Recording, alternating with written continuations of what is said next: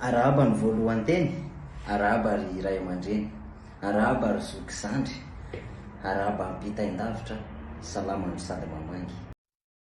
Arahaba ry zanaka aman-jafy, arahaba tsy mianjafy, atao arahaba ny rivotra, ny kely voasafosafo, ny lehibe voakitikity.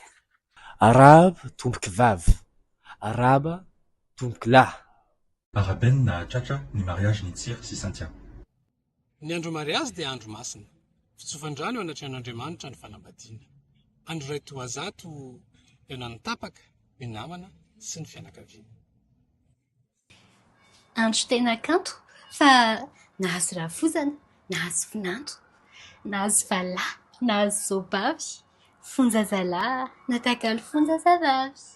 Olondrobo fankatsy, ny fanaikanao mariazy, silam-panahy. Arabena manokana ny mba Tsiry sy Santia.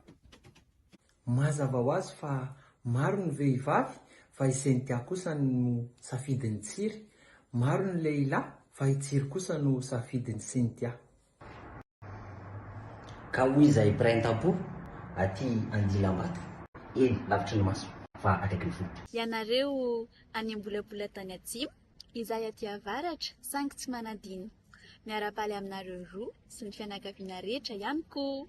Izao no tsodrany Omampia Rantso, amiratra diamondra, toy any dada besibebe, ateza toy ny baobab amoureux. Omandrakizay olamana koa, hotahin'Andriamanitra iray tsy toa ny fanambadianareo roa.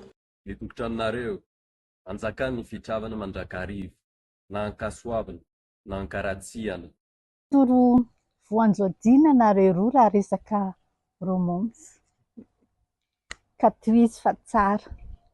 Toy izany koa ny fifandeferana sy ny fifanajana. Mpivady modely, toreo ray aman-dreny, mpimaso kely. Ary ho ambim-bola aman-karena, iadanany zanaka sy ho atao valim-papiana. Ary tonga soa ilay sombiny ainan'ireny, ho tonga taiza indrindra na ikoto na ikala, dia ho mety fitiavana ary sahala. Ka dia mirary sosiny tsara rehetra, mirary tokantrano sambatra, tsisy fepetra, toy ny saham-boninkazo dia, tena manitra fity. Arabainy nareo mivady. Avela ny mpanambady.